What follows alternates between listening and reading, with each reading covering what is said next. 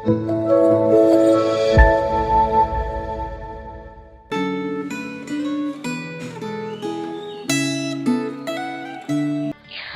saudara-saudara yang dikasihi oleh Tuhan, bersyukur untuk berkat Tuhan pada hari ini, di mana hari yang spesial, yaitu perayaan Hari Imlek, kita bisa merenungkan sebagian dari firman Tuhan kembali. Sebelum kita melakukan renungan pada hari ini, kita akan siapkan hati dan pikiran kita dengan berdoa terlebih dahulu. Mari kita berdoa. Tuhan, terima kasih atas berkat-Mu hari ini, sehingga hari ini kita dapat merenungkan sebagian dari firman-Mu. Tuhan, kami juga menyerahkan agar perenungan hari ini dapat berjalan dengan lancar dari awal, pertengahan, sampai akhir. Tuhan, kami juga meminta penyertaan-Mu agar hati kami bisa siap mendengarkan firman-Mu. Semuanya kami serahkan dalam tangan-Mu, Engkau yang berkati. Di dalam nama Tuhan Yesus kami telah berdoa. Amin. Saudara-saudara terkasih oleh Tuhan, tema renungan pada hari ini adalah harta yang dibagikan, yang terambil dari 2 Korintus pasal 4 ayat 1-15. Saya akan membacakan beberapa ayat pokok, tapi saya juga menghimbau saudara-saudara sekalian dapat membacanya secara keseluruhan. Saya akan membacakannya dari 2 Korintus pasal 4 ayat 1-5 berikut bunyinya. Harta rohani dalam bejana tanah. Oleh kemurahan Allah, kami telah menerima pelayanan ini. Karena itu kami tidak tawar hati, tetapi kami menolak segala perbuatan tersembunyi yang memalukan. Kami tidak berlaku licik dan tidak memalsukan firman Allah. Sebaliknya kami menyatakan kebenaran dan dengan demikian kami menyerahkan diri kami untuk dipertimbangkan oleh semua orang di hadapan Allah. Jika Injil yang kami beritakan masih tertutup juga, maka ia tertutup untuk mereka yang akan binasa, yaitu orang-orang yang tidak percaya, yang pikirannya telah dibutakan oleh ilah zaman ini, sehingga mereka tidak melihat cahaya Injil tentang kemuliaan Kristus yang adalah gambaran Allah. Sebab bukan diri kami yang kami beritakan, tetapi Yesus Kristus sebagai Tuhan, dan diri kami sebagai hamba-Mu karena kehendak Yesus. Pemberian angpau merupakan tradisi yang paling terkenal selama perayaan Imlek. Biasanya angpau kita berikan kepada anak-anak, anggota keluarga yang belum menikah, serta orang tua.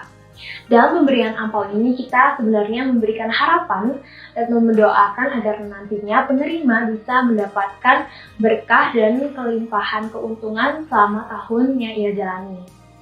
Nah, sebenarnya pemberian angpau ini juga memiliki ataupun mengajarkan nilai yang baik kepada kita semua, di mana kita harus bersuka cita ketika memberi ataupun menerima angpau dan belajar untuk mendoakan hal yang baik kepada orang lain. Sebagai anak Tuhan, ketika kita menerima ataupun menjalani tradisi angpau ini, memiliki harta jasmani. Nah, di sini kita juga harus belajar untuk membagikan apa yang kita punya kepada orang lain sebagai wujud syukur dan peduli kepada sesama.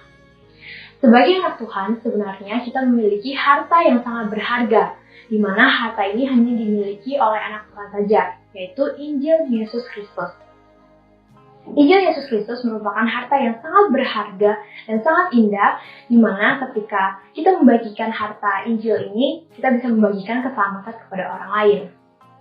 Mengingat Injil merupakan harta yang berharga dan sangat tak ternilai ini, Tuhan justru mempercayakan harta ini kepada kita yang justru sebenarnya tidak layak dalam menjaga harta ini. Dan seperti yang dikatakan oleh firman Tuhan, kita tidak layak, kita seperti bejana yang rentan pecah.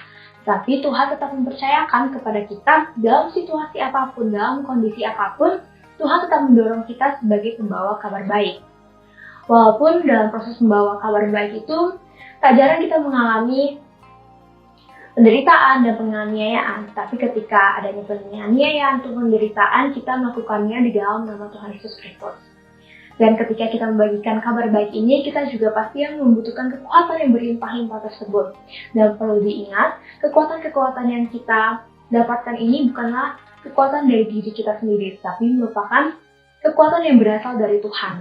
Sama seperti dengan keselamatan yang kita terima, di mana keselamatan tersebut merupakan anugerah yang diberikan oleh Tuhan secara cuma-cuma, bukanlah hasil perjuangan kita sendiri. Sama seperti apa yang dikatakan oleh Rasul Paulus kepada dirinya dan kepada orang-orang percaya bahwa sebagai anak Tuhan kita memiliki harta yang berharga ini, yaitu Injil Kristus.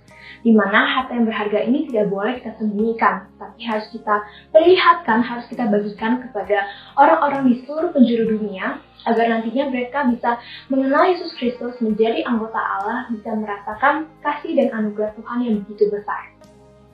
Dan dengan pertolongan dari Roh Kudus dan kekuatan dan dorongan dari Roh Kudus, kiranya kita bisa membagikan harta yang berharga ini dalam perayaan Imlek ini.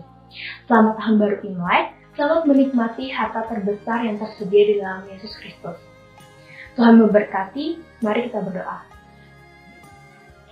Tuhan, terima kasih atas berkat pada hari ini, sehingga kami bersyukur kami bisa merayakan perayaan Imlek pada hari ini dan juga bisa mendengar sebagian dari firman-Mu.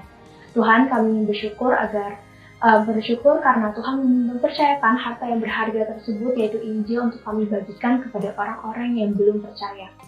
Tuhan, kiranya Kau berkati agar kami tidak jemu-jemu sebagai pembawa kabar baik dan memberikan impact yang baik juga kepada orang lain. Semuanya kami serahkan dalam tangan-Mu, Engkau yang berkati. Di dalam nama Tuhan Yesus kami telah berdoa. Amin.